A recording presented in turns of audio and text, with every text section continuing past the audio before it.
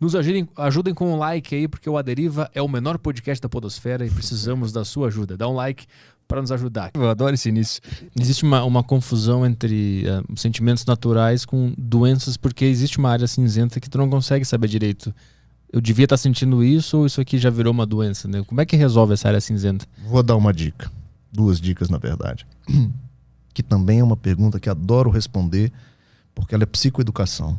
Ensinar as pessoas a se perceberem assim. O que eu estou sentindo então, doutor? Me ensina aí. É da minha vida? É normal? Ou é preocupante, que já pode ser uma doença? 2 palavrinhas mágicas. A primeira chama-se proporcionalidade. O que significa isso? Você vai pegar o que você está sentindo, a tristeza que você está sentindo. Você vai fechar seus olhos e você vai fazer o seguinte exercício. O que eu estou sentindo, a intensidade, a dimensão disso é proporcional ao que eu estou vivendo? Para responder melhor esta frase, essa pergunta, uma pessoa no meu lugar, vivendo o que eu estou vivendo, estaria sentindo o que eu estou sentindo?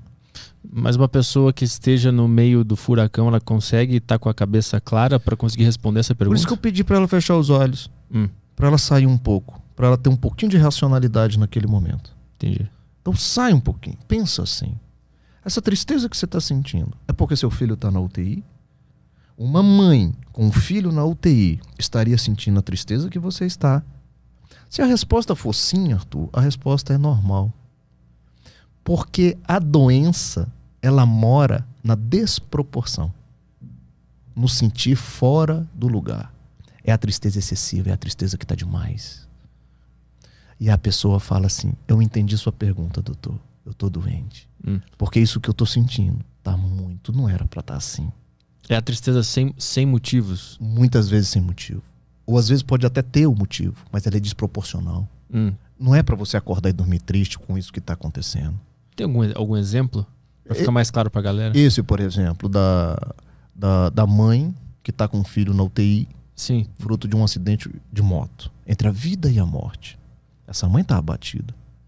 Essa mãe está entristecida. Essa mãe, ela acorda preocupada e dorme preocupada, ela perde noites de sono.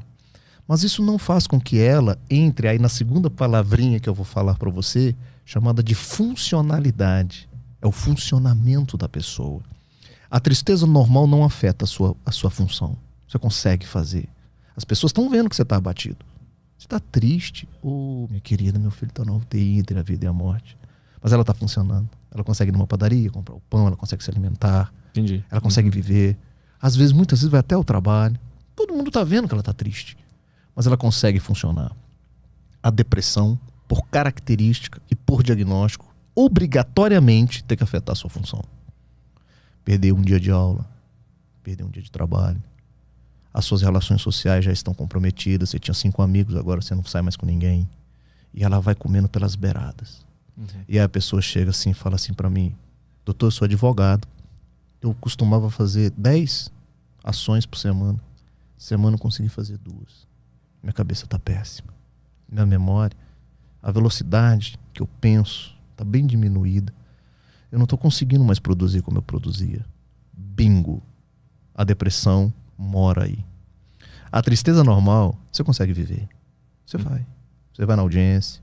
Você consegue ir na sua aula.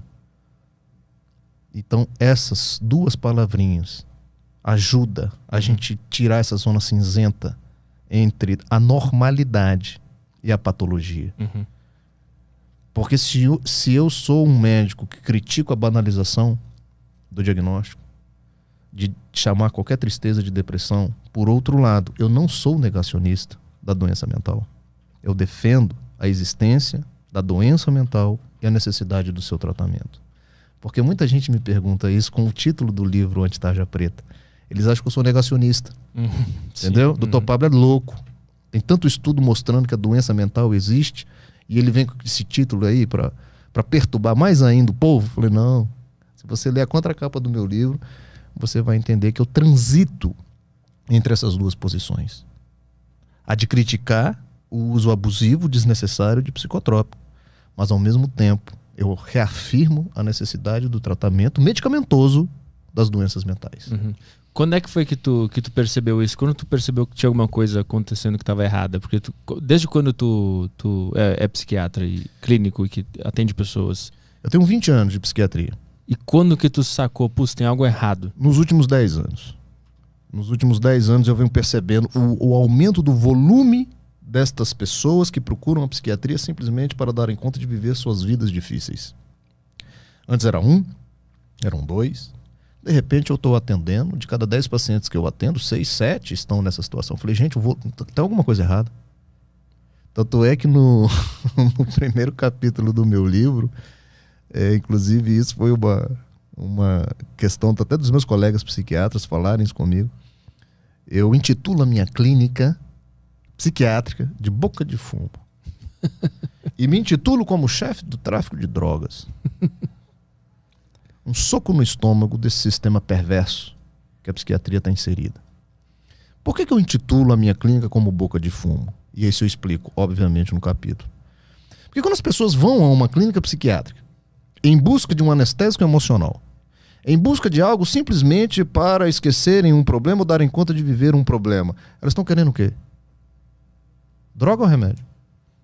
Qual que é a diferença de uma pessoa que vai numa boca de fumo e compra maconha, compra cocaína, compra qualquer coisa para a mesma finalidade? É a mesma finalidade. Só que ao entrar numa clínica de saúde, numa clínica psiquiátrica, ali tem legitimidade e a pessoa sai com a consciência tranquila porque ela saiu com uma receita na mão. Mas a motivação foi a mesma. Eu preciso esquecer do meu problema. E não há diferença nenhuma quem toma Rivotril para isso e quem se enche de opioide ilegalmente comprado nas bocas de fumo. Então a questão é a motivação. E aí que entra o psiquiatra como o traficante de drogas. Eu, psiquiatra, quando vou ao encontro do desejo dessa pessoa que está na minha frente, eu estou sendo o quê? Médico ou traficante de drogas? Eu estou sendo traficante de drogas. É nesse contexto que chamei minha clínica de Boca de Fumo e me intitulei como chefe do tráfico de drogas. Porque quando alguém entra lá com esta motivação de esquecer o seu problema, ela está entrando numa boca de fumo. E se eu, médico, vou ao encontro desse desejo e medico, eu estou dando uma droga. Eu não estou tratando uma doença.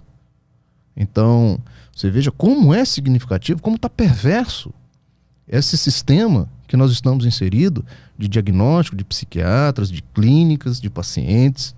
O anti-tarja preta é um chamado, é um retrato do que está acontecendo.